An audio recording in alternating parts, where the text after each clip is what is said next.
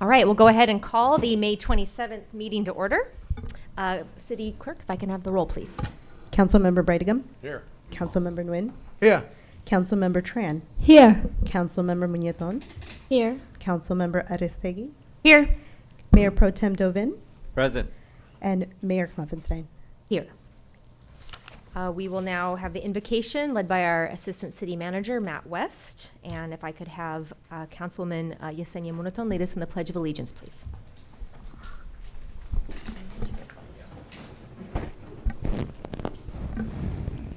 Please prepare yourself according to your faith.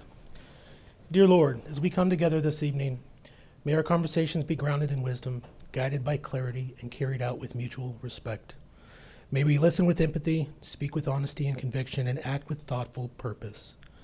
And Lord, let the choices we make tonight foster unity, encourage progress, and contribute to a brighter, more inclusive future for all that we serve. We ask this in your name. Amen. Hats. Turn and face the flag. Put your right hand over your heart. Ready? Begin. I pledge allegiance to the flag of the United States of America and to the republic for which it stands, one nation, under God, indivisible, with liberty and justice for all.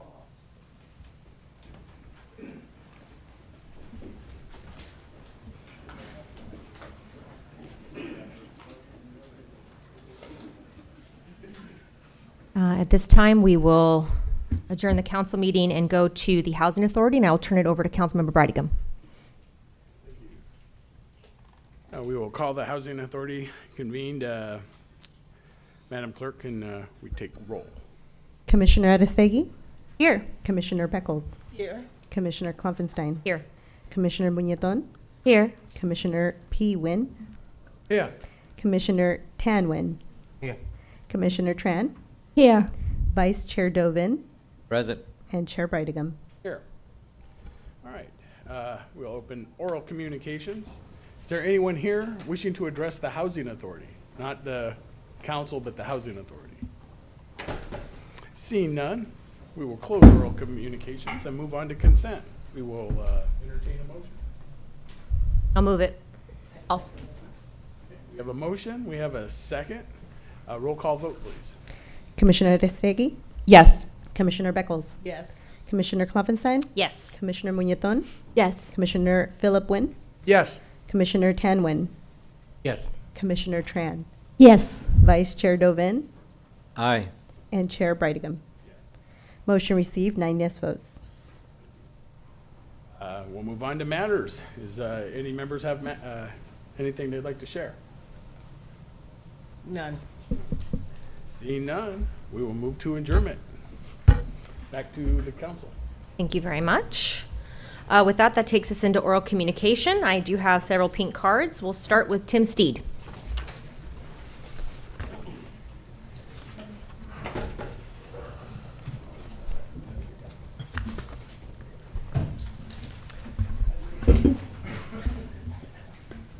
Good evening, Mayor and City Council. My name is Tim Steed. I'm the Assistant General Manager at the Orange County Employees Association.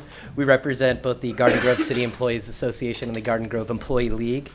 These are the public servants who serve our city with professionalism and pride each and every day, ensure the streets are maintained so families, goods, and services can traverse safely around our city, work on water and utilities so our neighborhoods and businesses can function, public safety support that are the critical link in the public safety infrastructure, and of course the city staff that helped bring the wonderful Strawberry Festival that just happened this weekend. We're here to just speak about negotiations. Our members have been at the table now for about 5 or 6 negotiation sessions. We just wanted to come speak directly to the city council about just some of the needs and issues that are facing Garden Grove city employees. Just recently, we've circulated a petition that we'll be presenting shortly that just asks for some simple requests. Those are wages that can keep up with rising costs, affordable and sustainable health benefits, appropriate pay for working nights and specialized roles, longevity incentives that value experience and retention, and a clear, timely, merit-based pay increases. Now, over 200 of the city employees have signed this petition, and in the next 5 weeks, our MOU or our contract expires. And we just want to convey to the city council our willingness and our eagerness to reach a fair agreement in these next 5 weeks so that we can get back to the business of the city. Thank you so much for your time. Thank you.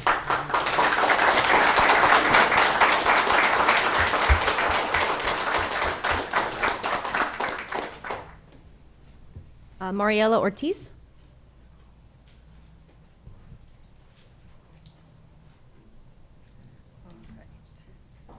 Good evening, council members. My name is Mariela Ortiz. I'm with OCEA and here on behalf of Tanya Samoff, a dedicated public safety dispatcher for the Garden Grove Police Department. I'll be reading her statement on her behalf. Outside of work, I am the sole income earner and caretaker for my family. While my salary may seem decent on paper, it is well below the median income in Orange County. According to the California Department of Housing and Community Development, I am now officially considered low income. I never thought, after a lifelong career in public service, that I'd carry that label. I've been a public safety dispatch for nearly 31 years, 11 with CHP as both dispatcher and supervisor, and almost 20 with Garden Grove PD. I hold a post-advanced certificate, a bachelor's in criminal justice, and a master's in public administration. I also teach at Golden West College, training dispatchers statewide, and serve as a subject matter expert in criminal law, gang awareness, hate crimes, and crisis communication. Many of my colleagues also have advanced degrees and decades of experience. We are highly trained professionals doing essential life-saving work. In a typical 12-hour shift, we gather and analyze vital information during active emergencies, support officers during high-risk incidents such as active shooters and suicidal callers. We also handle non-emergency calls, citywide communications for other departments, and after-hours support services. We are legally recognized as first responders, but still lack pay incentives that other cities offer. As public employees, we're not asking for wealth, but for a comfortable living. Several council members campaigned on a platform of public safety. Many members of the Garden Grove Employees Association are essential to maintaining the public safety of residents and visitors to the city of Garden Grove. As the police department's most valuable resource, according to their value statement, we hope that the negotiations team honors that principle by ensuring fair compensation, so that we can continue living in the communities we serve, working with pride, and delivering the highest level of service to the residents of Garden Grove. Thank you.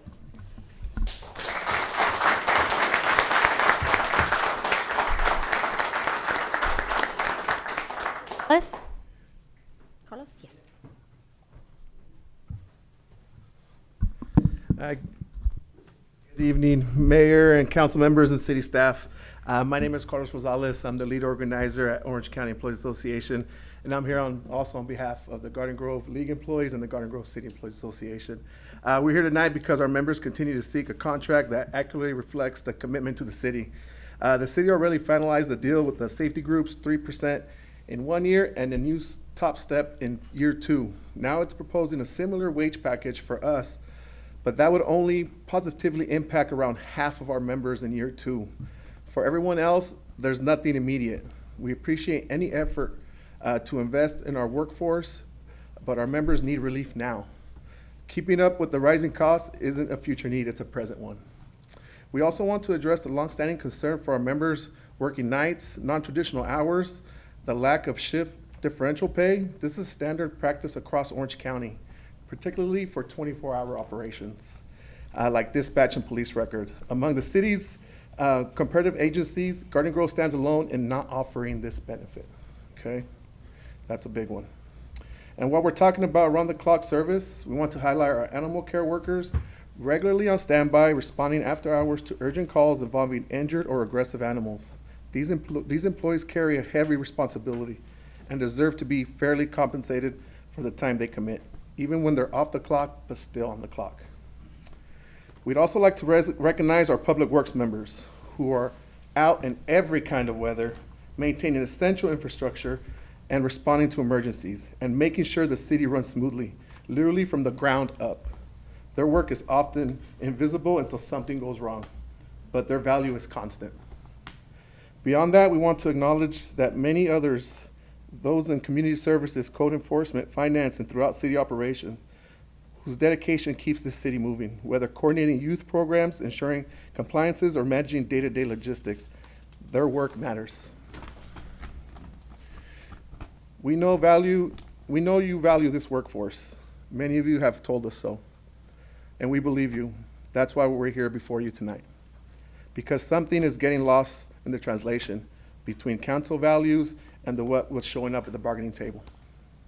We're asking for your support, your voice, your partnership. Together, we could bring this contract to a resolution that reflects both the real needs of the employees and the spirit of Garden Grove. Thank you.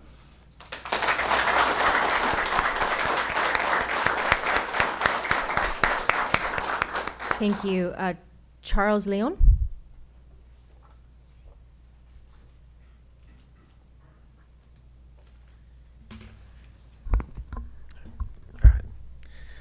Good evening, Mayor, council members, and city staff.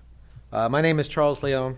I serve as a labor representative with the Orange County Employees Association and as second chair in the negotiations for the Garden Grove City Employees Association and the Garden Grove Employees League. Together, we represent a dedicated city workforce that takes pride in serving this community and keeping Garden Grove running every hour of every day, all year long. A contingent of workers attended the last city council meeting, and you acknowledged the great work they do on behalf of the city.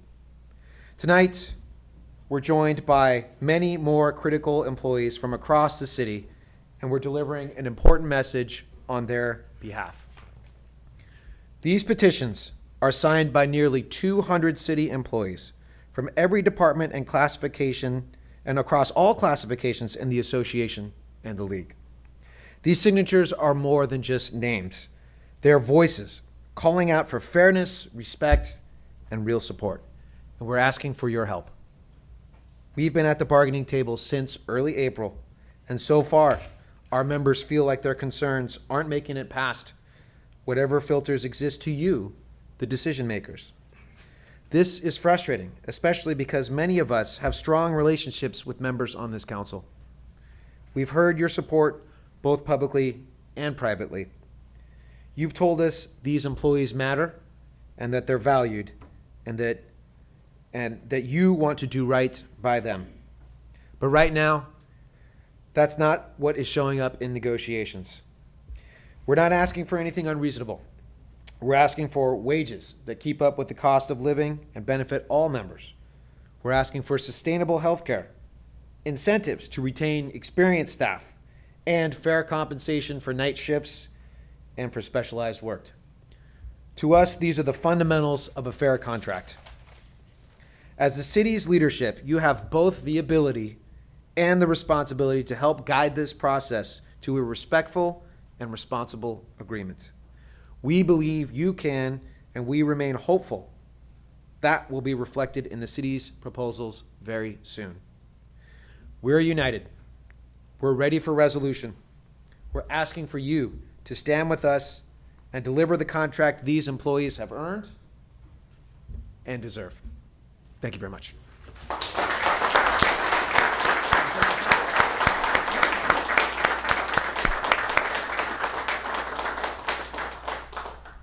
Those are all the pink cards I have. Is there anyone wishing to speak under oral communication?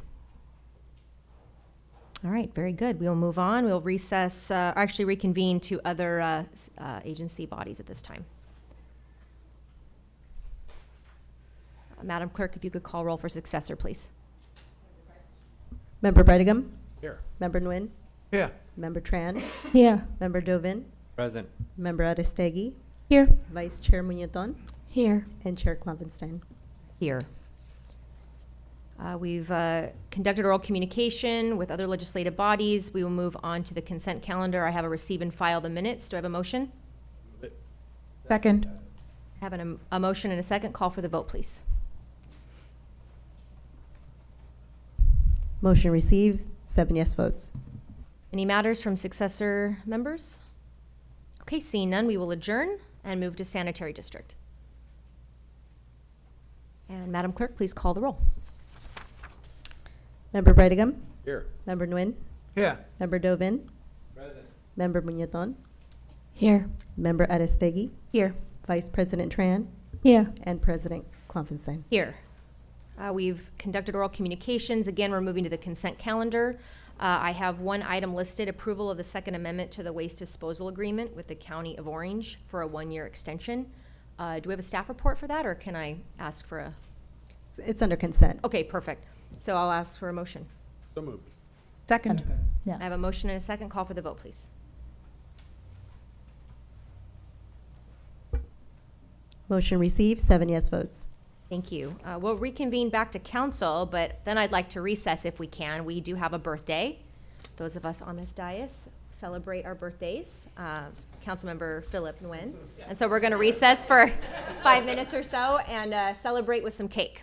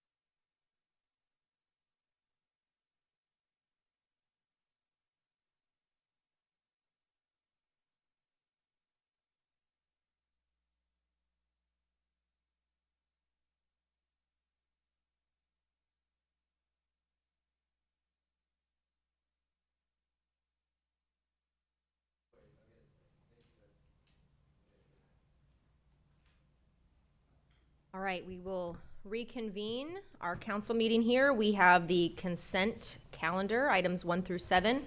I can take a motion unless somebody has one item that they'd like to pull. Mayor, I would like to pull the item regarding the proclamation recognizing June as LGBTQ Pride Month. All right, I'll second that. we have a motion and a second. Call for the vote.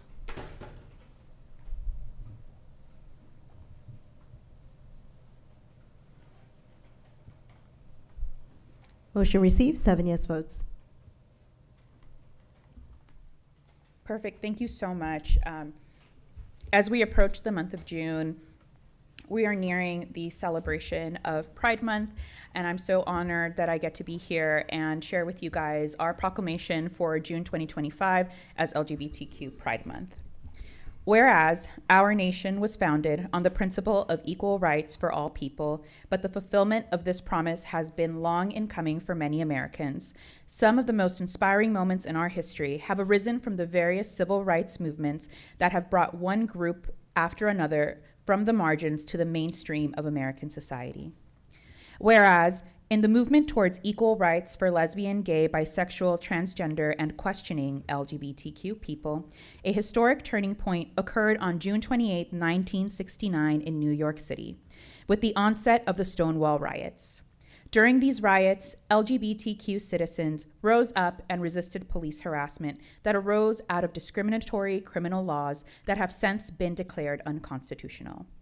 Whereas civil rights for LGBTQ people have grown substantially in the last 4 decades, the LGBTQ Pride celebrations have taken place around the country every June to commemorate the beginning of the Stonewall riots.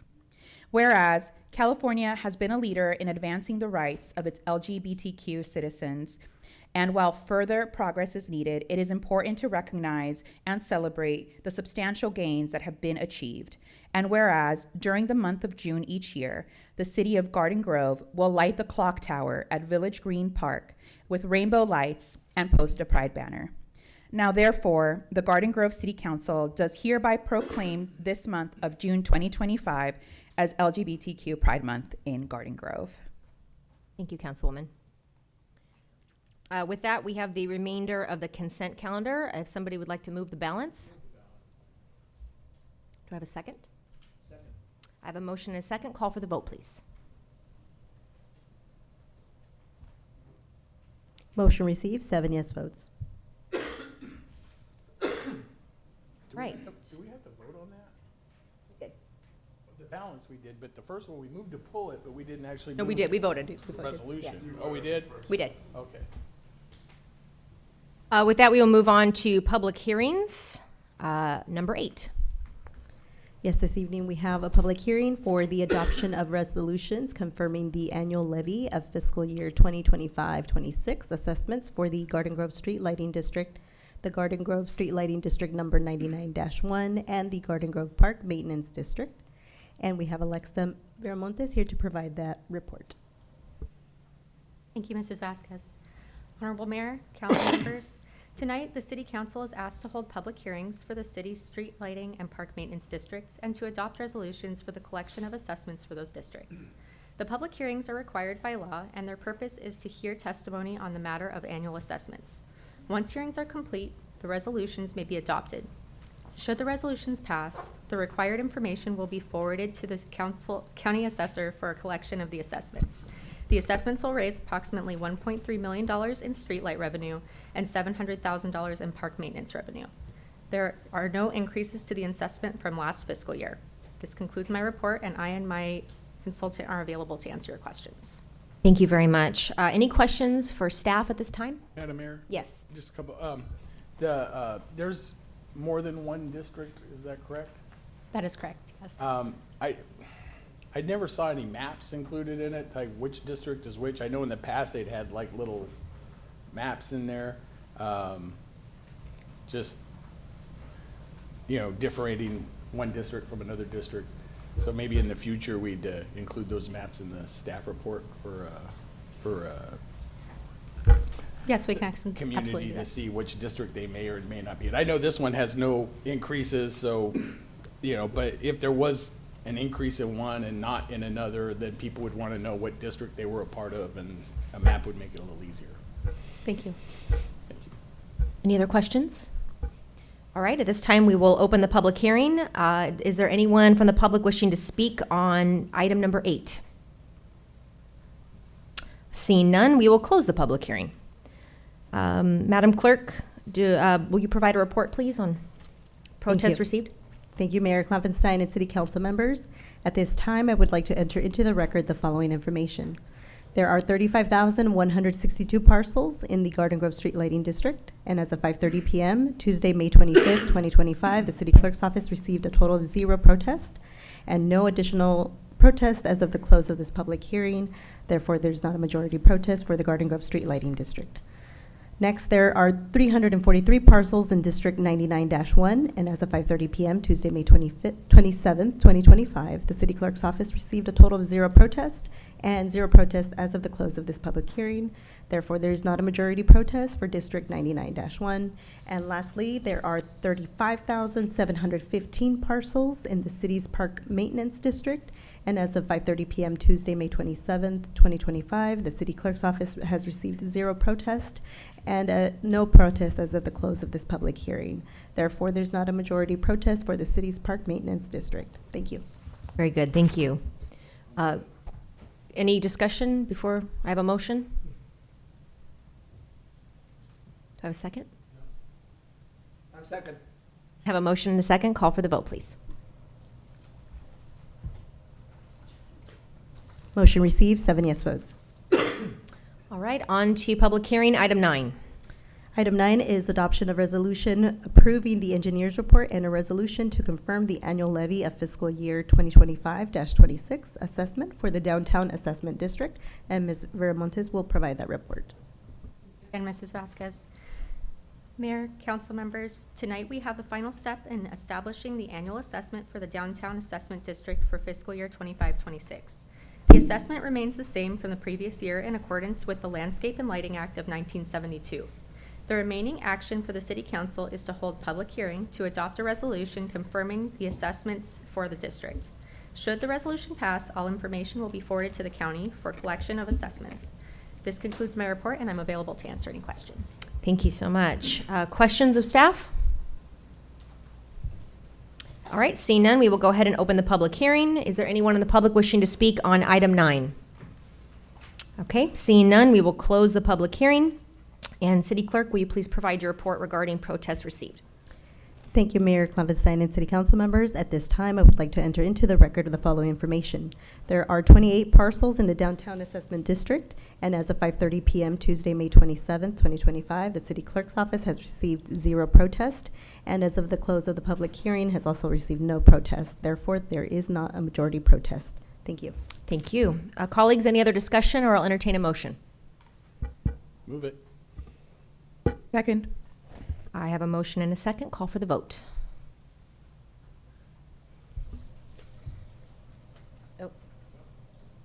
Fast.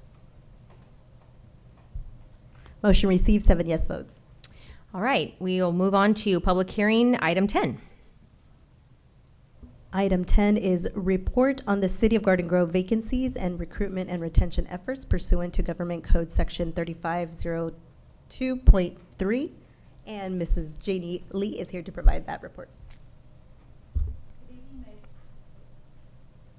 Okay. Good evening, Mayor and members of the City Council. The item before you is a public presentation regarding city's vacancies and recruitment and retention efforts per Assembly Bill 2561. In September 2024, Governor Newsom approved Assembly Bill 2561, which modified the Myers-Brown Act by adding Section 3502.3 to the Government Code. The intent of AB 2561 was to enhance transparency and accountability between public agencies, employee organizations, and the public regarding staffing activities and challenges.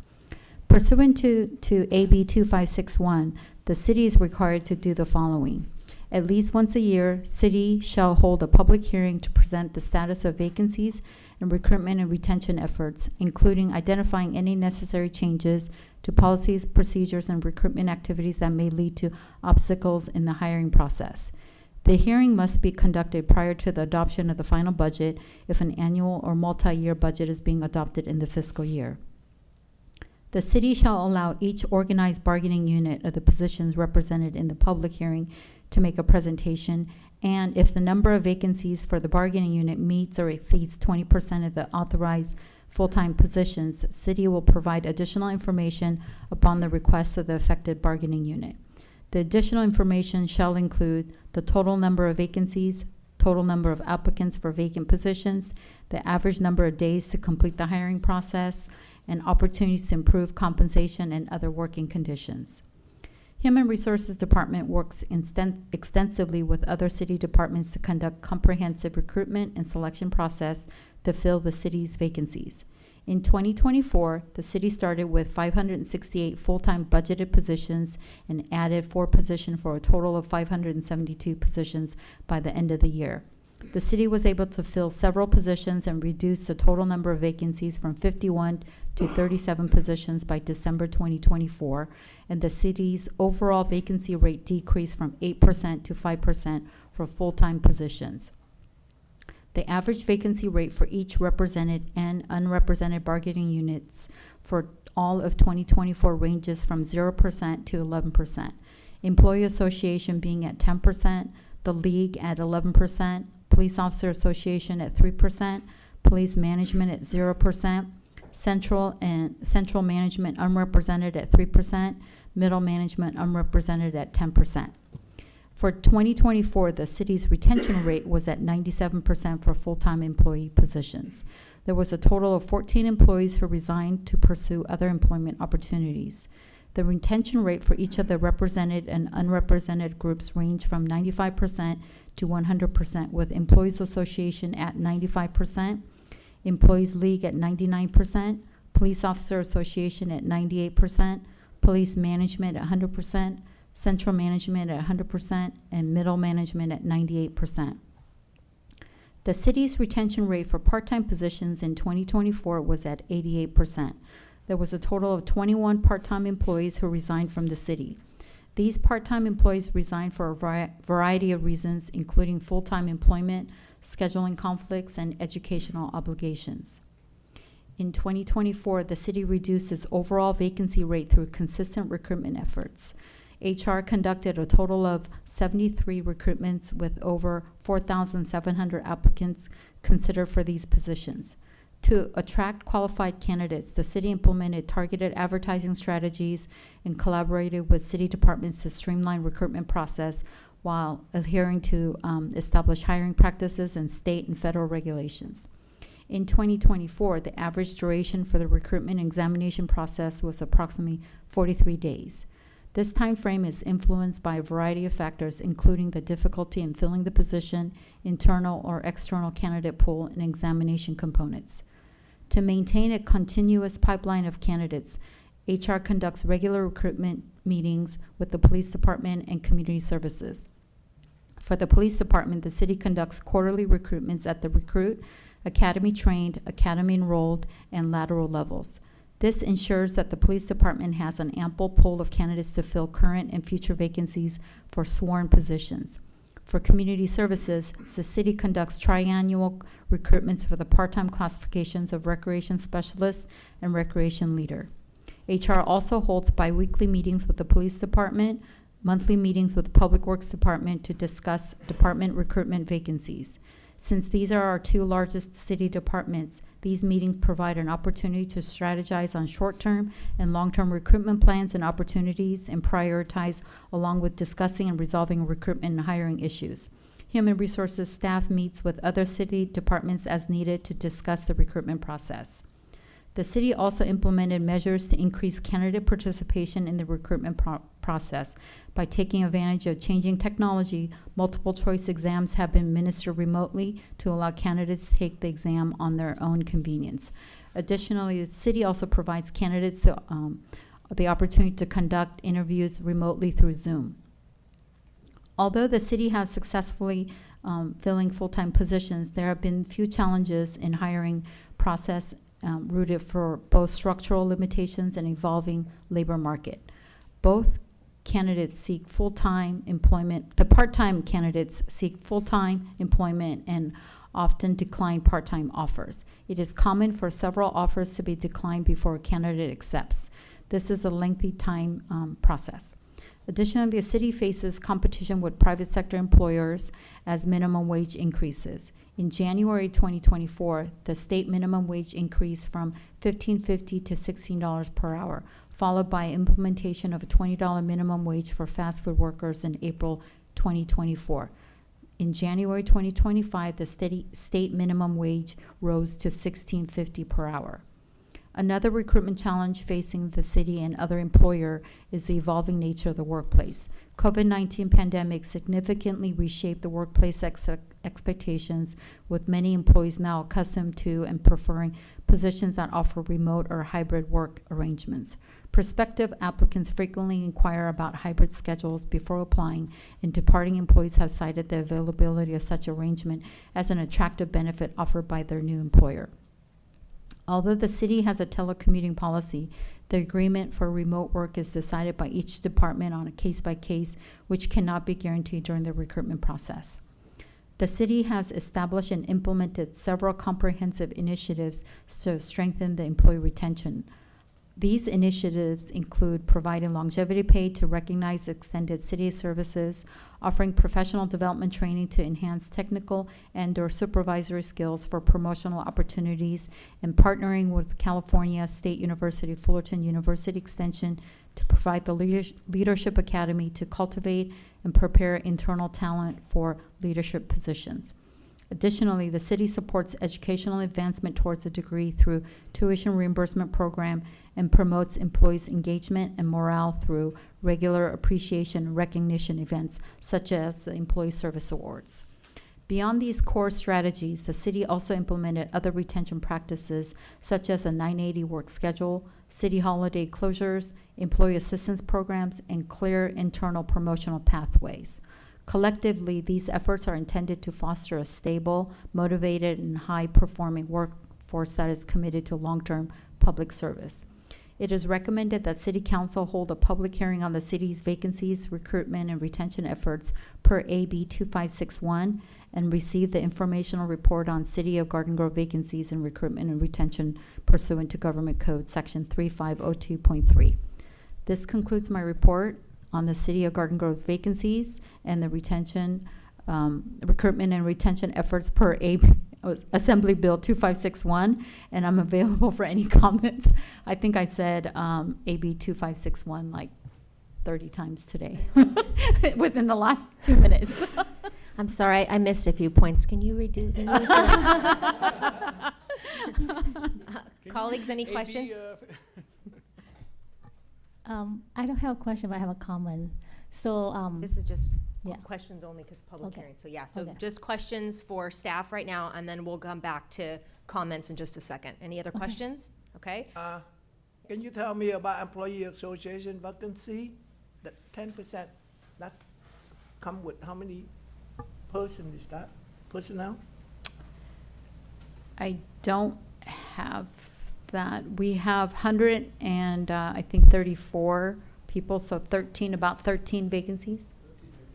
That's just my math on the fly. Thank you. Any other questions of staff before I open the public hearing? All right, with that, we will open the public hearing. Is there anyone in the public wishing to speak on item 10? Seeing none, we will close the public hearing. And now, Councilwoman? yes. So listening to the report and kind of following through with the report that we have on the screen, we could see that our city actually have a very good retention. Everywhere we go, I talk to many of the employees, even the one that retired, they all say great thing about Garden Grove City. As of yesterday at the Strawberry Festival, I was volunteered to help at one of the booths doing the funnel cake. And the person next to me, he worked for our PD for more than 30 years. And I just asked, like, what do you think about Garden Grove City? He said all the great things. And I think that throughout the council member here, for the last 2 or 3 years, or even the last couple of weeks, we saw that we were trying to bring back some of our employees who perform great and retire, but we still want to bring them back.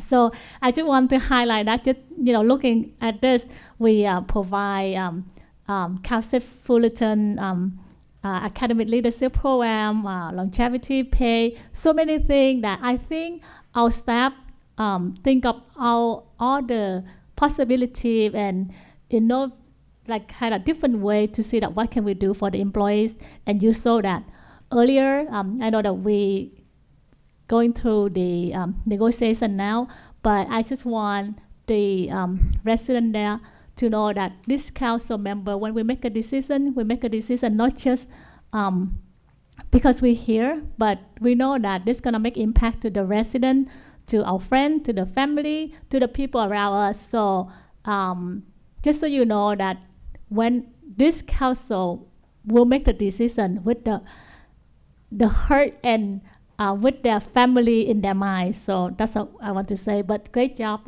Jenny, for the detailed report. And that gives us a lot of information for us to make a decision here when we don't deal with it day to day. But by going through this, a lot of detail. So thank you so much.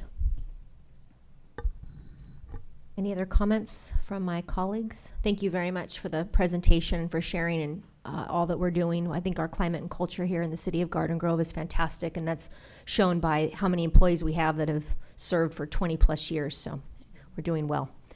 With that, I'll entertain a motion. Second. All right, we have a motion and a second. Call for the vote, please. Motion received, 7 yes votes. All right, we'll move on to items for consideration. Number 11. This evening, number 11 is award a contract to Quinn Power Systems for on-call generator and Caterpillar engine maintenance and repair services. And Director Bill Murray is here to provide the report. Thank you, Ms. Vasquez. Mrs. Mayor, members of the council. Tonight, City Council is being asked to award a contract to Quinn Power for on-call generator and Caterpillar maintenance and repair.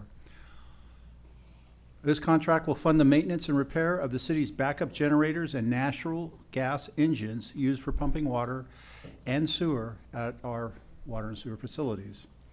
This contract will be replacing a much smaller purchase order for $25,000, which is simply not enough to complete all the work that is needed.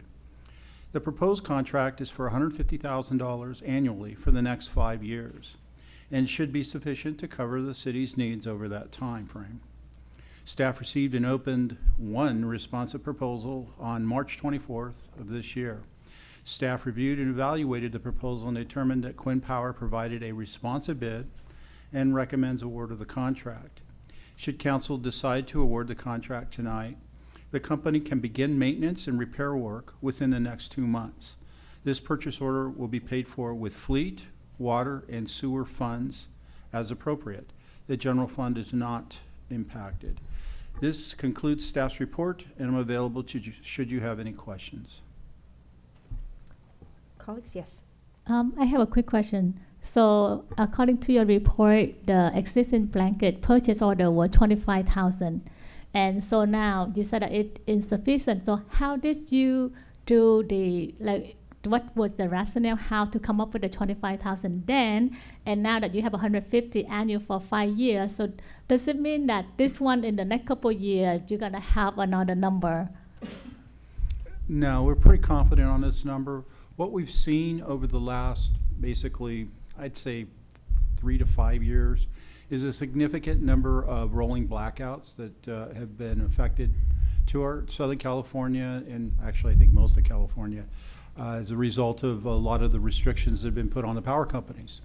So when they have a rolling blackout or any type of a power disconnect, our facilities have to power up, and that puts an impact on the generators. So we've seen that really start to shift the load from coming off power from Edison or what have you onto the generators, and they need to be responsive and in good working order so that we can keep our vital public facilities up and running. The same thing is true for water and sewer. If we get a rolling power blackout that occurs here at City Hall, there's nothing that's preventing it from taking down one of our water facilities. Our water facilities have backup engines in there. For those of you that have gone with me, you've seen them. I know we use the Caterpillar engine, but in here, but there's different manufacturers, and mostly they're natural gas engines, and those all need to be maintained as well. And the load that they're being subjected to also has gone up with these rolling blackouts. So now, just all of that additional use is showing some cracks in our system, so to speak. So the best way to combat that is to go ahead and put it on a full-blown, basically, maintenance schedule, which is what was calculated and planned for here. So this is only for the maintenance schedule. Do you have a projection that maybe there would be time that you might have to replay or things like that, kind of long term, rather than just try to fix it? We do have ongoing facility assessments at each one of our big facilities, and we try to predict when we will need to replace an engine. Sometimes that works. Other times we haven't been so lucky, and you will get an emergency contract come through, or we have to redo get an all new motor or what have you. Recently, we had a fire at one of our pump houses, and of course that engine is no longer useful, so we're having to get one of those rebuilt. So in those types of scenarios where something unexpected, so to speak, happens, we will come back to you, and it'll be under an emergency provision. I think we just rely on our staff skill to identify and make a plan what's coming up, but that is something to keep in mind. You have something that you have to maintain, and you know that the crack that you mentioned earlier, so just keep in mind, if you could take a look and see that if you need to maybe do a survey or something, that just prepare for the future if you need to replace rather than just fixing it. That's it for me. Yes. Yeah, just to clarify, this is up to Yes. 150,000, not every year 150. So No. this is just if they need the money at the time. This isn't an ongoing cost of 150,000, although it could be theoretically, but that's not what its intent is to cover shortfall, right? Or what needs to be done. Yes, and I'll maybe I wasn't clear, obviously, with previous council member, but this is our plan. So we went through and looked at the new impacts and determined how much it should cost to deal with those impacts. And this is the fiscal part of that, where we need funding to execute that plan. So we do have one, and hopefully we're in good shape with it. Any other comments, questions, or I'll ask for a motion? I'll go ahead and give a brief comment, because I got the wonderful opportunity to visit the water pump stations with Bill and the wonderful Sam Kim, who helps us with all of our wonderful water work. And I want to thank you, Bill, for being proactive in this case, and Sam as well, and trying to look ahead of what could be a potential complication for us to try and mitigate some of the potential costs that could come before us if we have to do full-blown replacements. And I remember when we went on our tour and we were talking about the possibility of blackouts, you brought up a neighboring city, which I shall not name, but they had an issue with their generators because they didn't have a propane generator, and they weren't able to act quickly when they had a situation come up. So I'm really glad that not only do we have the infrastructure and the ability to handle and continue our operations when an emergency strikes, but that we are being proactive to try to make sure that when those situations happen, we can tackle them. So thank you guys so much for continuing to look out for all of our wonderful infrastructure. So you guys are awesome. I have a motion. Do I have a second? Second. I have a motion and a second. Call for the vote, please.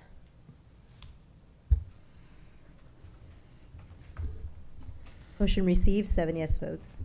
All right, item number 12. Item 12 is award a contract to Orange County Welding, Inc. for on-call welding and fabrication services, and Mr. Murray will provide that report. Thank you, Ms. Vasquez, Mrs. Mayor, and members of the council.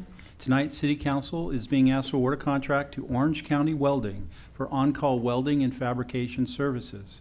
This work is generally required for vehicle and water facility repairs. This contract will be replacing a current contract that will expire at the end of the fiscal year, which is end of June. The proposed contract is for $200,000 annually for the next 5 years and should be sufficient to cover the city's needs over that time frame. City staff received an open one responsive proposal on April 14th, 2025. Staff reviewed and evaluated the proposal and determined that OC Welding provided a responsive bid and recommends award of the contract. Should council decide to award the contract tonight, the company can begin repair and fabrication work within the next 2 months. This purchase order will be paid for with fleet and water funds as appropriate. We do not expect any general funds to be impacted. This concludes staff's report, and I'm available should you have any questions. I have a quick question for you. Why only one person bidding on this?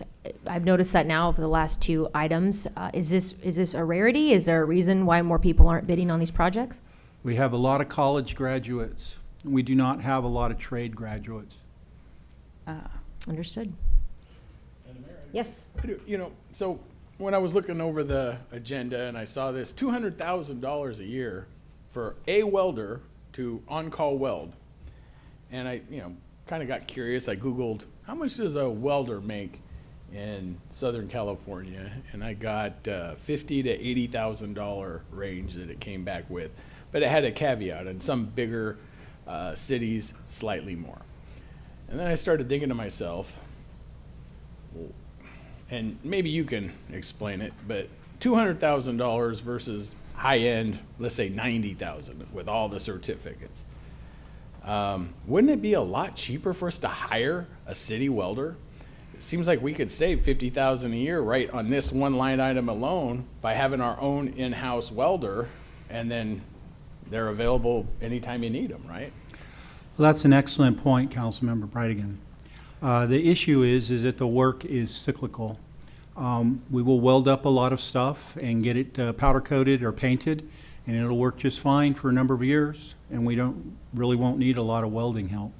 And then there's other times where, especially at our water facilities, where being around the water, we get rusting and fatigue of the metal, and we just need to do a lot of work to keep that in good repair. And it isn't just a welder that OC Welding will bring on. They will bring a crew of welders if we need it, if the project justifies that. Generally, for the automotive, it'll either be something on somebody's truck that needs to be repaired, maybe a hinge on one of the utility doors is starting to fail and they're going to go ahead and buttress it up with some welding, or they need to attach a more permanent attachment of a particular piece of equipment to the truck. Or worst case scenario is the frame is cracked and we need to get that welded up. Those are generally one man jobs. Like I said, they don't happen a lot, and this is another worst case scenario contract. So I don't anticipate using this much, and should it be something that is going on, and we do it for 5 years, that's the longest the city attorney will let us go without reprimanding us. That way we don't not constantly coming back over here with contracts every year. But we only use it when we need it, and right now, especially in the water facilities, we're expecting a decent amount of work. Thank you. You clarified that for me. Yeah, Bill, thank you for clarifying that, because when we were going through agenda review, I was also like, wait, we don't have our own welder? We have so many cool things in our city. We have so much amazing infrastructure when it comes to carrying water and all of that. I'm like, we don't have a welder. But thank you for clarifying that, Bill, because I also thought that was like one person, but I'm glad to know that it's We up to 200,000 many people. We do have welders at the yard. We have cool. welding equipment at the yard. But when a weld is supporting a frame of a truck, you want a true certified welder that is doing the right thing, not, somebody like me that welds in his garage. Thank you, Bill. I feel a lot better knowing that, and thank you for clarifying that, because it was one of those things that if I blink and you'll miss, but up to 200,000 for 5 years, should emergency need arise, we could, have a team come and fix something for us. So thank you. Is that a motion? That's a motion. I'll second. Motion and a second. Call for the vote, please.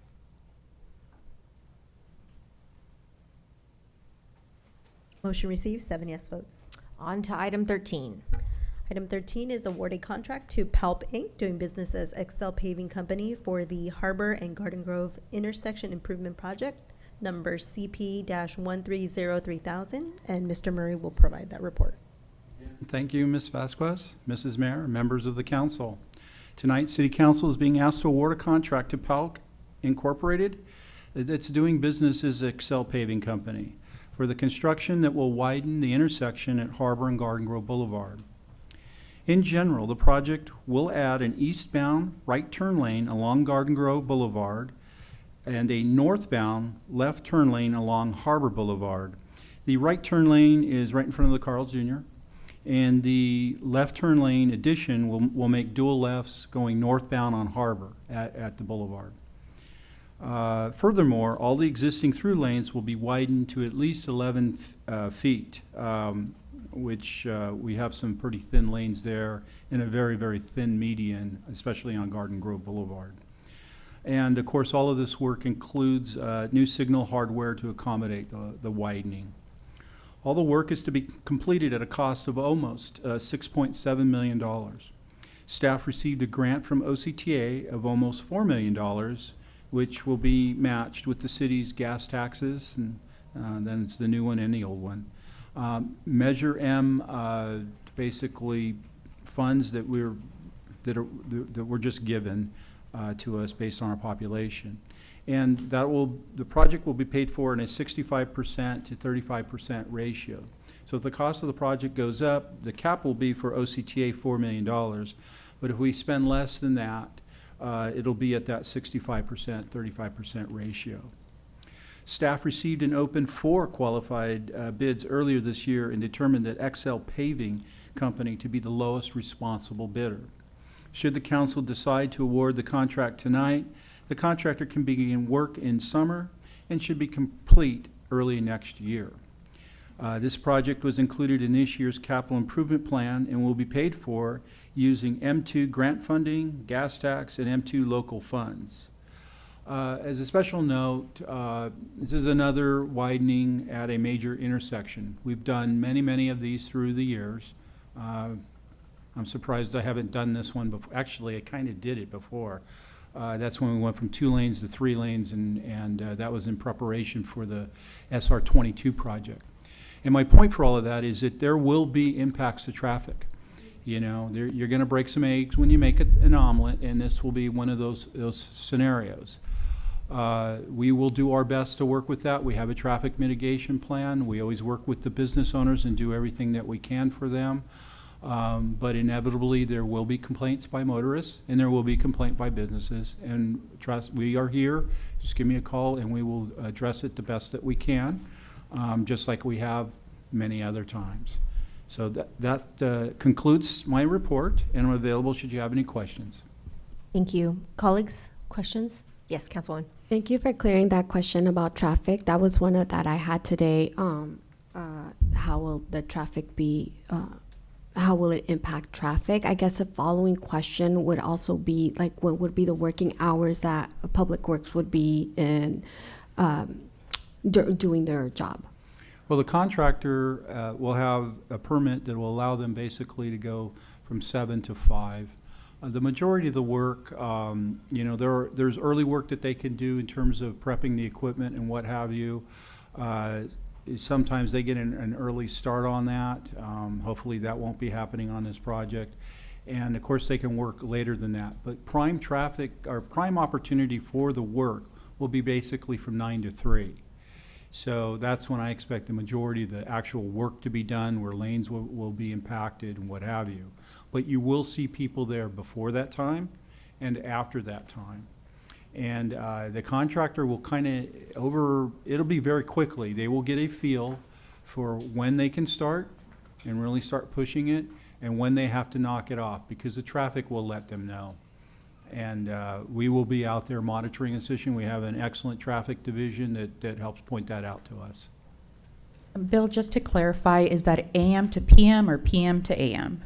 AM to PM. AM We are to not PM. working at night. Okay, so projected working hours 7 AM to 5 PM? Correct. Okay. I do share the same concern that Councilmember Yesenia Muñetón has, because living off of the wonderful intersection of Garden Grove and Harbor, that intersection has been like the bane of my existence for so long. But thank you guys for the left turn lanes. It is such a heavily used and relied upon route, especially because it does have that connection to the 22.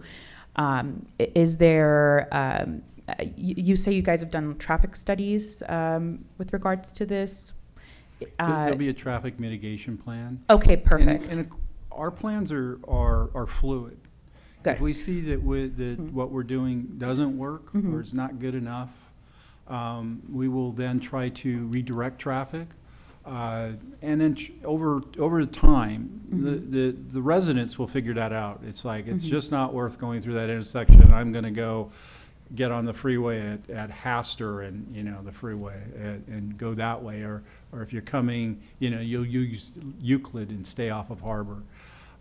So those things do occur. Yeah. And so I expect traffic to be there. It's always heavy right when we start doing our work.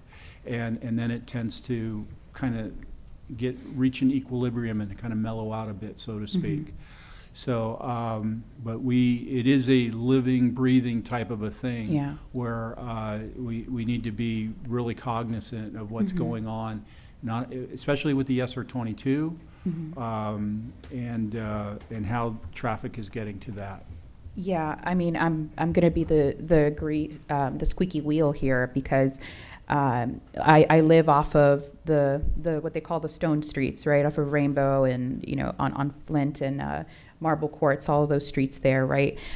Even at present, there's a lot of folks that say, hey, like, folks are speeding through Rainbow and Flagstone because they're trying to get away from the Harbor and Garden Grove traffic. I am concerned, and I do foresee this being a concern for folks in that neighborhood as well, and probably also folks that live off of New Hope and Banner, that folks are going to be cutting through those residential areas. So I look forward to seeing how you guys might address that in the traffic mitigation plans. But I do want to highlight that for you guys, because I can definitely see that coming up, being a concern for residents, seeing as there's existing concerns about the traffic on that street. I don't know what methodologies you guys could use to potentially mitigate some of the speeding concerns and traffic concerns, because there's several stops there. But just want to make sure that I flag those potential areas for you guys. We use a time-honored tradition of police officers. Love those. Yes. Love. Yes. Good. Let's get great. Some enforcement would definitely be great there. Yes. Thanks, Bill. But yeah, thank you so much. You have my number. We appreciate any input and look forward to working with you as this project goes forward. Absolutely. And I want to let you know, like, I've been looking forward to this improvement for a while, having lived out of right adjacent to that area. And in the many presentations that you and your team have given us, we know that specific intersection is one where we could use a lot of sprucing up in terms of our roadways, and it's one of the mainly used arteries in our city. And it's also one of the areas that we really look at for developing in our city in the future. So this is definitely a much needed improvement. I know it's going to be a temporary encumbrance for residents, maybe to have to take detours and take maybe a little bit longer to get to work or get to school. But the long-term benefit of that is going to be better traffic access, and everything's just going to look nicer and improved. So thank you, guys. If I may add one more question, you mentioned that you're going to, how can you, like in more detail, in which way will you be supporting our businesses in that, in those areas as well? Well, the first thing to do is start talking with them. So establishing that communication allows the business owners to say, hey, my traffic's really being impacted, you know, can we make sure that this driveway is open from this time to that time? And anytime we have the ability to keep a particular driveway open or emphasize that the driveway is open, we really look at that. You know, there will be an impact though, and the business owners will not be happy with us. Even though the McDonald's is about a mile away or so, I'm sure Patty Whitcomb will be upset with me yet again, but you know, that's also another time-honored tradition. So just let us know. We are in direct communication with the contractor, and wherever we can make accommodations, we will. Thank you, Bill. I have 2 quick questions. So I look at the report, and there was 4 contractor. I'm guessing we picked this one because they have the lowest bid. So my 2 questions is, the first one would be, how do you control the cost in the way that would they be able to come back and say, oops, there was something else that going to cost more? So that's the first question. The second question, that did we have any experience to work with the top 2 that have the lowest bid? That's an excellent question, council member. And I'd like to point out to the council that when I've been in charge of a project through Public Works, we've gone over budget twice. And one of them was at a request from a previous city manager, not Lisa, that wanted an additional building torn down. And we attached that to a contract. We have established, since I've been here, very strict protocol for how we put projects out. And we also really examine each bid coming in and look for discrepancies that would lead to problems. And our staff goes through and checks out all of the numbers and makes sure that they make sense. And so unless there's something completely and utterly unexpected, which does happen, we've had a great deal of success of coming in time and on budget. To be perfectly honest, with our department, it's expected. We just don't go over. That's, for those of you that have been here a while, you know that. Sorry, so the second part of the question, that do you have any experience with the one that we selected? Oh yeah, Excel Paving is they're an old company. I dealt with them when I was actually young. You're still young. Well, thank you very much. Just a quick comment that we really appreciate the public work, all the things that you guys do, and I know that everybody respects you greatly because of all the things that you do and all, you know, with the employees that work for you too. So thank you. Thank you. Councilmember, did you have a comment or question? Yes. My question got, Cindy got first already, but I still have another question. As you know, everybody know that extension the street is very important, especially Harbor and Garden Grove is like a main artery. I got stuck there all the time, so it's great. It's great that we're able to open it. And with all the concern from myself and the resident, I would like to know, is there a timeline that we know how long we're going to take that we're going to finish that project? Well, I mentioned in the report that I'm expecting it to be complete in the early part of next year. The things that would delay that are any sort of a major change order, but more specifically rain.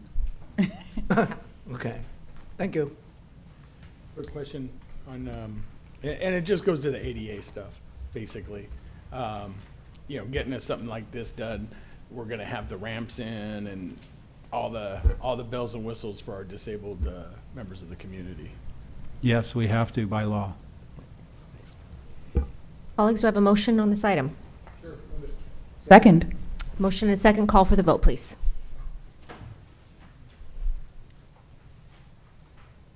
Motion received, 7 yes votes. All right, our final item under items for consideration, number 14. Item number 14 is award of contract to ACT One Construction, Inc. for the Woodbury Park Revitalization and Expansion Project, IFB number S-1340. And Mrs. Janet Pelayo is here to provide the report. Good evening, Mayor and members of the City Council.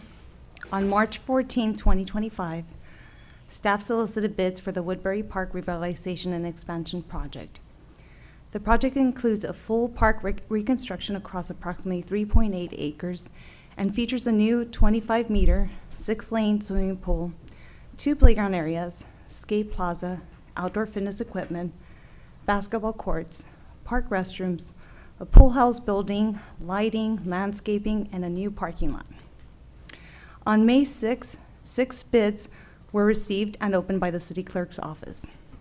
On May 19th, staff notified the lowest bidder, Horizons Construction Company, that their bid proposal was found unresponsive as there were several bid irregularities identified by the city and additional irregularities identified by the protest filed by Act 1 Construction.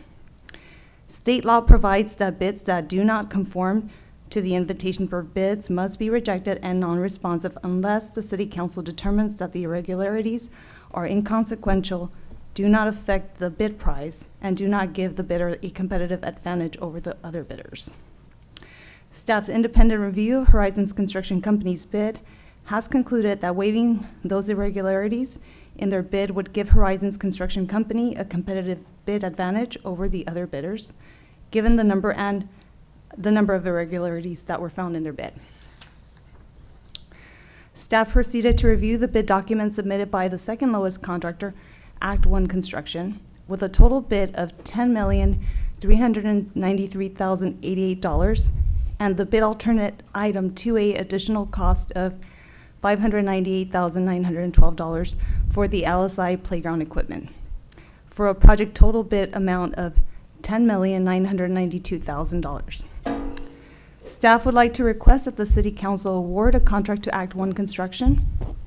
The licenses and references of the contractor have been reviewed and verified by staff, and all other documentation is in order. If approved, the contract schedule will start on sometime in June 2025, with completion anticipated by March 2026. The Woodbury Park Revitalization and Expansion Project is included in the adopted Community Services 5-year capital improvement plan. The project is funded by the Proposition 68 statewide park development and community revitalization grant funds, as well as park fee funds. There is no financial impact to the city's general fund. It is recommended that the City Council tonight, 1, reject Horizons Construction Company's bid as unresponsive. 2, award a contract for the Woodbury Park Revitalization and Expansion Project in the amount of $10,992,000 to Act 1 Construction. And finally, authorize the city manager or designee to execute the agreement on behalf of the city and make minor modifications as appropriate. Thank you. That concludes my staff report, and I'm available to answer any questions you may have. Thank you very much. Colleagues, questions or comments on this item? Sure. This is awesome. I'm looking at the renderings, and you know, I think the city has really gone in the last 5 years or so and kind of comprehensively looked at a lot of the parks and done some well-needed improvements around this community. This particular park really needs the love. However, there is a caveat there. At least in my district, 2 of the parks are leased from the school district. And the mixing of funds, city funds and school district funds, that becomes problematic. And you know, just today I got an email from a resident who was upset with the tennis courts over there at Chapman. You know, and rightfully so. I mean, you go over there and it just looks, I mean, those are literally the 2 worst parks in our city right now. The 2 that we're leasing from the school. So I don't know. I am so for this, don't get me wrong. I'm not bashing the same way because I love it. I think it's a great idea and I'm glad we're going there, and I do realize grants come into play and that kind of stuff. But we need to reimagine how we're dealing with the school district on those parks, because they are just atrociously bad. And they're constantly bad. And we get emails and we get texts and we address one little thing and then two other things are going. And then we need to comprehensively look at those facilities, those parks, and come to an agreement with the school district on going forward, because they're getting to the point of no return. They just quite frankly are. So anyway, with that being said, this is a beautiful project. I'm really excited. I'm sure the residents over there at Woodbury are gonna be enjoying this facility and the children there for many, many years. Thank you. Any other comments? Yes, I have. I'm very excited for this park because it's going to impact our residents in District 5 and District 6 that they're looking. This is a beautiful space that's going to be recreated, and this piece that you have in front of us it's amazing. So I'm really, really excited about it. I guess my question is, when do we start this project? When will there be groundbreaking for it? So as soon as council approves and awards this contract, we will come up with a timeline. Right now, it may take a couple weeks to execute the agreement and get everything in order with the company. After that, we would be discussing groundbreaking, so maybe 30 days, 45 days from now, so pretty soon. Okay. We'll make sure that we coordinate with everybody's schedule on that. Yes, please do, because I know our residents are eager about this park. They're excited about it. They're asking about it, and I want to make sure that they have, that we get this going, because we've been waiting for a park in that area for so long, and it's just so exciting. And this is amazing. Thank you, guys. Thank you. I want to, first of all, commend both of you guys and your entire team with how amazingly you guys have worked on this project. I mean, I've been hearing about this project since my predecessor, Kim Nguyen, was working on this and was working to try and get us some funding for it. I know she's going to be ecstatic when I let her know later today that that we're finally going to get somewhere and we're going to finally break ground soon. I mean, you guys have just knocked it out of the park. We've seen, you guys have gone with the flow and the iterations of the project and listened to so much feedback. We've attended community meetings where residents have come and expressed their concerns, have shared their insights, let you guys know what it is that they want. So I want to thank you guys for being so receptive to community feedback and being so present for the residents and listening to what it is that they want as well, right? This has just been a wonderful partnership with everyone involved. So thank you guys so much for all of that. I echo Yesenia's sentiments in that our residents are really excited about it. It's Garden Grove is what we call like a park poor city because we don't have a lot of parks. But I'm excited to see that we're going to be able to bring this park back to life, like literally from the ground up. Yes. And not only that, but we are creating a space that is going to have potential programming capabilities that aren't just going to benefit the residents of District 5 and District 6, but are going to be welcoming to residents from all across the city, and which is why I'm so excited about the pool and the programming capacity that the pool has, the courts. This is going to be a very much needed change and update for our community. So thank you guys so much for all the work that you've done. I cannot wait to finally break ground. Let's go. And I, if no one else has anything to say, I would like to make a motion. Duly Second noted. that. Okay, we have a motion, a second. We have full comments. Don't worry. Yes, go ahead. Yeah, sorry. I want to say something real quick. They look great. And I have been many places with night park, and I would love to see more of this type of park in our Garden Grove City. We heard so many times as Council Member Ariana just said that, poor park in Garden Grove City. And we want something nice that we could go and feel relaxing and feel enjoying the moment, with the park environment. So by looking at it, I'm excited that we have something coming up. But at the same time, I really ask our staff to come up with some creative idea. What can we do for Garden Grove Park? Whether, do small section or something. But I really, really hope that our staff will come up with some idea to do something with Garden Grove Park, which does need some help too. Thank you. Very exciting to see this park moving forward. It's been a long time coming. So much vision and time and energy and creativity put into this quality of life is obviously something that's extremely important to us. And on the east side of Garden Grove, which tends to be denser, a lot of the community looks to these parks as their backyard. And so to be able to provide this to the community where we'll have a little something for everyone in a park of this size, I think you'll have people coming from far and wide to enjoy it. So it's very exciting. We have a motion and a second. Call for the vote, please.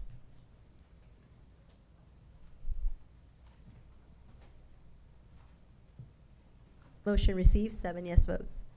All right. Thank you. Thank you. We will move on to matters, and we'll start with District 1 this evening. Well, thank you. Quite frankly, I don't like to talk about things that have already happened, so I kind of look at that as a faux pas on the council. But with that being said, I am going to talk about the Strawberry Festival. We had a really great attendance. I think the parade is probably the densest parade I've ever seen as far as people attending the parade. Generally, it's pretty spotty on Chapman when you start off on the parade, and there was people the whole length. I mean, there was one small area, I think, on Euclid, right in front of the VA something up there that had just a handful of people. But for the most part, the whole route was well attended, and I haven't heard any of the numbers yet officially yet, but I'm sure the festival itself broke records, and I know it was very well received. I saw most of you there Friday night when we passed out the strawberry shortcake, and it was a really good event. So I just want to congratulate the Strawberry Festival Association for a fairly well-run event this year, and all staff who was involved in that as well. And can't wait till next year. It's better every year, right?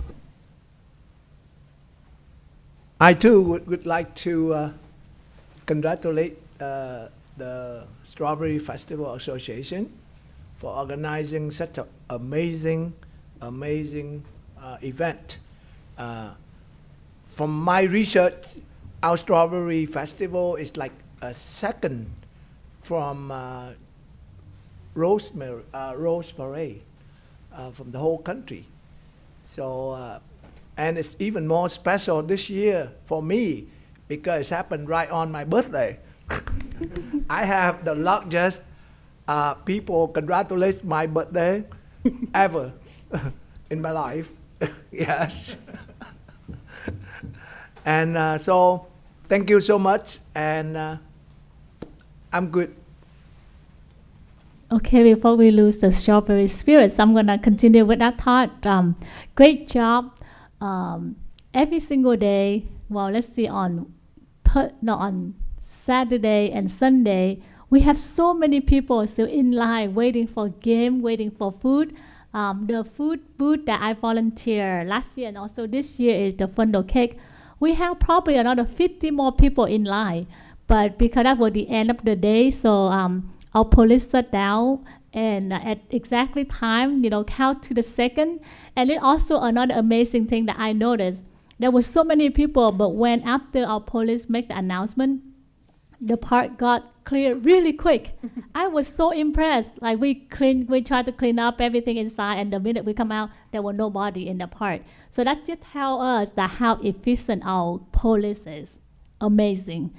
I just want to take the opportunity to say thank to Travis, the 8 years old that were running with me for the 5K. He was in front of me, and I just always try to catch up with him. And at the end, he saw his mom, so he followed his mom. But we met at the finish line. Thanks, Travis. Also want to say thanks to all the volunteer high school students who was there, volunteer many hours. In every single booth, they was there doing surfing. There were a couple of students that's from the morning all the way to the night closing, like do double shift, which is amazing just because they enjoy it, they have fun doing it. And I have fun volunteering too. Thanks to Steve and his family for actually making the food for volunteer. So for other city, for example, Stanton City, mayor normally do the hot dog for all the volunteer at the carnival.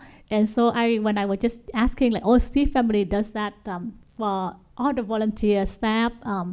and the police shoe. So, Steve, thank you. I got to meet him, his wife, his grandkid, the little baby was there volunteering too. Amazing event. I cannot wait for the next one. And with so many positive note when I was living, when the park were living, like there was so many people living, and they all say, like they couldn't wait to come back again for the next Strawberry Festival. Next one is the ICSC. This is the event that Mayor and I went representing for our city. I want to take the opportunity to say thanks to Matt, Greg, Monica, Grace, Usella for all your support. You guys was there setting up. The mayor and I just come and just follow our staff. There was many meetings, and we just follow Matt and Greg wherever they go. The next meeting we just go there. The great thing is that because this is actually the third time for me to go. First time I didn't know much, just the staff tell me what to do. Second time I get to talk to the people, and then this time I was able to come back and talk to the investor and the people that bring business to our city. The one thing that I was impressed is our staff. At the front table, anyone stop at our table, Monica and Greg always welcome them with a big smile and giving them the information about our city. And 99%, everyone just come and say great thing about Kansas City, like, oh, I have my business there, I missed that, or I want to come back, etc. And then also, of course, Matt and Greg and Usella went with us in couple of the meeting, and actually sitting in the meeting. Their skill, their talent, their knowledge is amazing. If you get to be one of the council, me or mayor, you could see that their heart and soul, they try the best for our city. They know the area that need help, they would tell the investor about that. This area, we need somebody to come in, bring in money. Or we try to talk to the big tenant and inviting them to our city. We actually, Greg took extra time and took me, Matt and the mayor to different locations that he think that potential to do something good for our city. So thank you so much for doing that. People don't get to see that. We got to see that in our, with our own eye. So great job, and thank you for doing so. Next one is the, as you know, I'm the alternation for the mayor and the OC Sen. The last meeting I went, this is just a quick report for city or resident. They make a presentation, and there was a project that is gonna cost 125 mil, and they said that it's gonna be another 50 mil increase. So I asked the question, what is it about? Is it about the scope change, or is it about the cost adjustment? And they said it was cost adjustment for 50 million. So I asked them to provide more detail to the mayor, because I was just the alternate. So hopefully we will see something back. I know that sometimes it's just too much for us to understand, especially we don't get to see all the detail, but when something like that, we want to make sure, we just check and balance it to see that it makes sense. And then last but not least, mayor and couple of council member Philip was at the Silty Gaglight grand opening. This is a brand new fresh food supermarket in our city.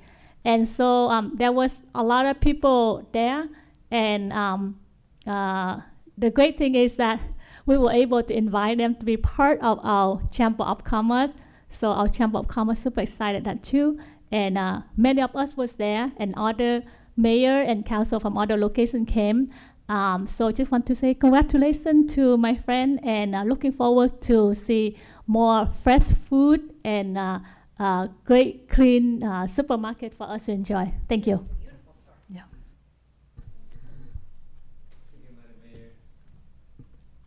We had a lot to celebrate this weekend. Obviously, Strawberry Festival is my favorite event in Garden Grove. We missed it this year because we went out of town to celebrate Mom and Dad's anniversary, as well as mine and my wife Tina Nguyen. So happy anniversary to my wife, and also Memorial Day weekend, a special meeting for us. It's also when we have our Strawberry Festival, and a lot of our veterans and their families come and line up in the parade route, and I'm always very fond of thanking you to our service people for their service, and we don't forget the people who've given us the ultimate sacrifice. We are home of the free because of the brave, and we don't forget in our celebrations that we commemorate the gift that we've been gifted of freedom, and we're in this country for the freedom, and we thank America, and we thank everyone who has sacrificed for this great country, and that's what I have to say today. Thank you. Good evening, everyone. I want to begin by expressing my sincere gratitude to the Council for acknowledging the LGBTQ Pride Month. It's a meaningful recognition of inclusion and equity in our community. I am also incredibly excited about Woodbury Park revitalization and expansion project. Tonight, we took a major step forward by voting to award the contract to begin the work. The park is a vital space for the residents in both District 5 and District 6, and I am thrilled to see it moving ahead. I'd like to take a moment to highlight a few events I've attended since the last council meeting, one of them being the GGPD annual Call to Duty Memorial event. It was an honor to be there and to stand in remembrance of the brave officers who have made the ultimate sacrifice right here in our own hometown. The ceremony was a moving tribute to their service and a powerful reminder of the commitment our officers make every single day to keep our community safe. I'd like to share a quick recap of the meet and greet event I hosted, where residents came together for drinks and hot dogs and discussed important issues facing District 5.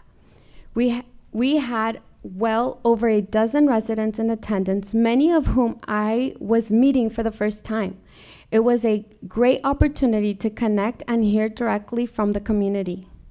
To keep the conversation going, I invite everyone to join me at my upcoming Walk and Talk event for District 5 on Saturday, June 7th at 8 a.m. sharp at West Haven Park. Come get some steps in and enjoy some fun and fresh air and participate in raffles and other goodies that we have planned for District 5 residents who attend. I hope to see you there. Recently, I had the unique opportunity to job shadow Selena Gomez, a dedicated swing night custodian in Garden Grove High School. This was made possible through the SCEA Local 121, and it gave me a meaningful glimpse into the hard work and the commitment of our school support staff.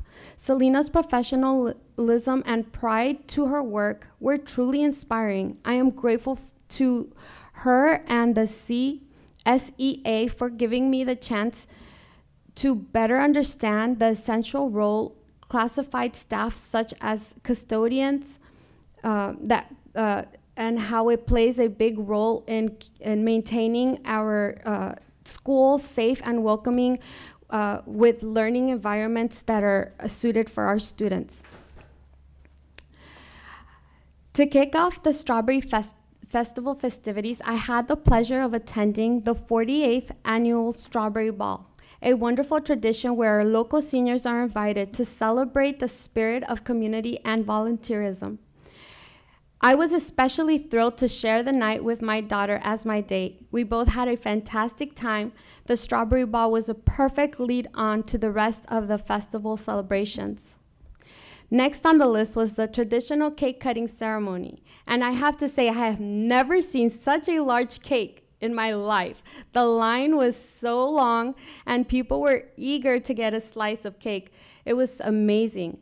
I had a great It was a great way to start the festivities. I had an amazing time passing out cake alongside my fellow council colleagues, sharing smiles and sweet moments with our community. It was so much fun and heartwarming to connect with residents and celebrate the start of this beloved annual event. It was an honor to participate in this year's Strawberry Festival Parade, an experience that was truly full circle for me. As a little girl, I used to sit on the curb and watch the parade go by. And now, to be able to be part of it as a councilwoman is something I will always cherish. A big thank you to the Orange County Mustang Car Club for providing a beautiful Mustang I rode on. Lisa, if you can please send them a thank you on my behalf, I would really appreciate it. It was such a joy to see the familiar faces along the parade route and to be recognized by residents I've met at community events. It really reminded me of the deep connections we're building in our city. Lastly, the festival itself was awesome. I had a wonderful time enjoying it with my family. We rode the rides. We had all sorts of strawberry desserts from booths, and also had a chance to support our local schools and nonprofit organizations. These organizations help our city thrive. I want to give a shout out to the Strawberry Festival Association for organizing in such fun and meaningful event for our community. I also had the pleasure of meeting several of the association directors, including Steve Sandlers, Don Miller, and Andrea Perez. They, along with many dedicated volunteers, worked countless hours behind the scenes to ensure our community had a great time. And I truly appreciate their hard work. That's all for me. Thank you. Hello, everyone. I'm going to rush through this as quickly as possible so we can all get on to going to the next thing that we're going to do. But I want to start off by saying happy Pride Month to everyone. A happy early Pride Month. This month is particularly significant to me.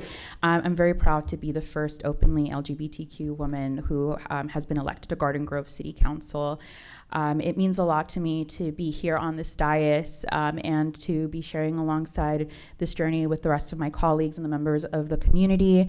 I remember years ago when we were first bringing up the issue of pride and acknowledging pride in Garden Grove, and we had such an outpouring from the community, and it led to this wonderful tradition that we now have of lighting our clock tower along Euclid, putting up the pride banner, and acknowledging this month as a city. And I know so many of the people in this room had a part to play in that, so I'm very grateful of the support that you guys have given the community over the years. Please be on the lookout because I'll probably be out there taking pictures, so if you guys want to hang out with me and take some really cute pictures, look for that on my social media. But thank you again, everyone. It means a lot to me. Okay, and we all celebrated the Strawberry Festival. Again, happy birthday to my colleague Philip. He was the coolest guy in town in his amazing car. We all had a blast, but none of us had a better time than Philip. It was a lot of fun. All the celebrations leading up to the Strawberry Festival were just so amazing, from the strawberry ball to our cake cutting, to being in the parade. Being born and raised in Garden Grove, I love this amazing tradition that we have.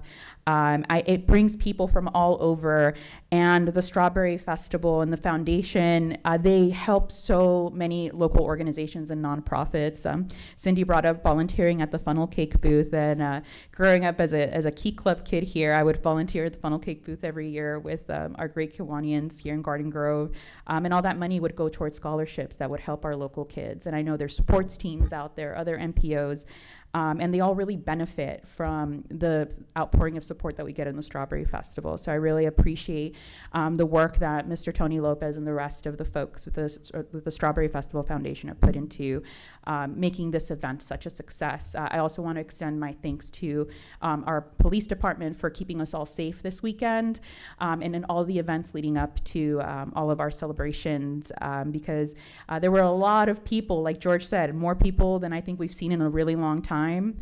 So that was a big undertaking. So thank you guys so much for all of that. Just had just such a great time. And also a special thanks to Lisa, our city manager, and her wonderful husband, Ed. Lisa, thank you so much for riding in the parade with me. And Ed for driving us around. Thank you to Ed's wonderful friend for letting us borrow that his very fancy Porsche for us to ride in for the parade. It was very, very, very nice. So thank you guys so much. Thank you so much for the Kim family for being so wonderful. We have some events coming up in District 6, so let's get some of those logistics squared away. The Walk and Talk is slated for Saturday, June 14th from 8 a.m. to 10 a.m. We're going to be meeting at Sabroso Mexican Grill on Harbor and Garden Grove. We'll be starting at 8 a.m. and walking down Harbor, highlighting some of our wonderful sites along what is a very important corridor in our city. And so I look forward to being there and meeting as many of you guys as possible. So remember that, June 14th, Saturday, June 14th. Next, we have Beautify Buena Clinton 2.0. Beautify Buena Clinton 1.0 had a lot of rain. That was in April, and what a downpour. We did a lot of community beautification and cleanup, but the one thing that we weren't able to do is some painting. And I know we want to be able to spruce up that part of town with a little touch of love. So Beautify Buena Clinton 2.0, Saturday, June 21st. Be on the lookout for that. We're gonna do some more bulky item pickup and some more painting, hopefully this time. There will not be a deluge. So I look forward to seeing all of you guys there. And that's all for me. Thank you, everyone. Thank you so much. Yeah, the Strawberry Festival was incredible. I think the crowds were huge, and I heard from a few of the foundation board members that potentially some records were broken. So we'll have to see what that report looks like. And thank you to obviously Public Works, our police department, OCFA, GG CERT, city staff, and all of our nonprofits and service clubs. It really takes all hands on deck and quite a team effort to put on a festival such as this. And I think Garden Grove really shined over the weekend, so it was wonderful. I also want to congratulate Garden Grove Unified School District's class of 2025. We've had graduations taking place today here at Monsoor Stadium, as well as at Bolsa Grande High School. Over the course of today and tomorrow. So congratulations to the seniors. You make us very proud. And with that, the city, yes, and on to our city attorney. Mayor, we did have a closed session earlier today, but there's no reportable action out of that. And that's all I have. Thank you. Okay, city manager. No, Madam Mayor, I just wanted to, maybe just one remark to thank the council for all your support of city staff as we lifted and contributed to really make the Strawberry Festival equally successful. And, you know, many city staff also are part of our service clubs, and they also volunteered, and they took time out of their weekend to really contribute and give back to our community. So I want to thank our staff as well. So thank you. Thank you so much. And with that, we stand adjourned.